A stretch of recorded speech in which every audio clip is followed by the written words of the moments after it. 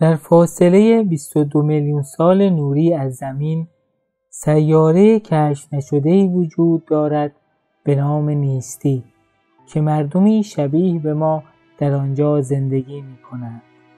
در نیستی مردی خسته و جاکشی بود که هر جا می‌رفت جای خود را به همراهش می‌برد و هر جا که مناسب بود جای خود را پهن کرده و می‌خفتید.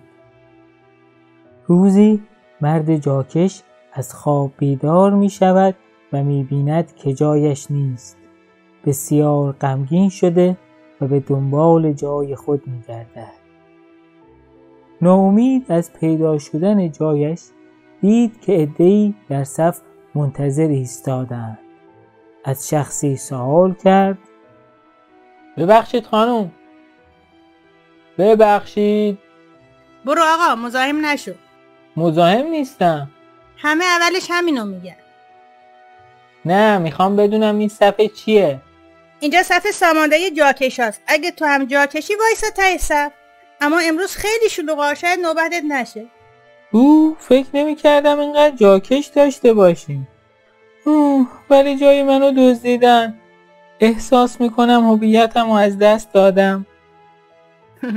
اشکال نداره، همه اینا که تو صف ایستادن جاشونو دزدیدن. از من نشنیده بگیر، اما میگن کار خودشونه. حالا اگه جا میخوای وایسا ته صف. واسه چی اومدید اینجا؟ من جاکش بیازاری بودم تا اینکه یه روز جامو دزدیدن. الان فقط همین کش برام باقی مونده. شنیدم شما میتونید به من کمک کنید. اطلاع دارید که بودجه ما کفاف همه جاکشا رو نمیده. پس باید به چند تا سوال جواب بدید تا ببینم به درد ما میخورید یا نه. باشه. تحصیلاتتون چقدره؟ من 5 ردی دارم. البته 5 قدیم مثل لیسانس الانه. اگه اخبار زمین رو هم شنیده باشید، ادیسون هم از مدرسه اخراج شده بود. خیلی خوب. کاری هم بلدی؟ بله، من میتونم 5 ساعت در مورد هر موضوعی که اطلاع ندارم مزخرف بگم و در هر شرایطی با صداقت کامل دروغ بگم. تو خجالت نمیکشی؟ نه، من فقط جاکشم. بهتون تبریک میگم. تو دقیقا همونی هستی که دنبالشی. تو قراره بعد من رئیس بشی. فقط باید 1 سال بری دوره ببینی. کجا برم؟ بیا ببرش.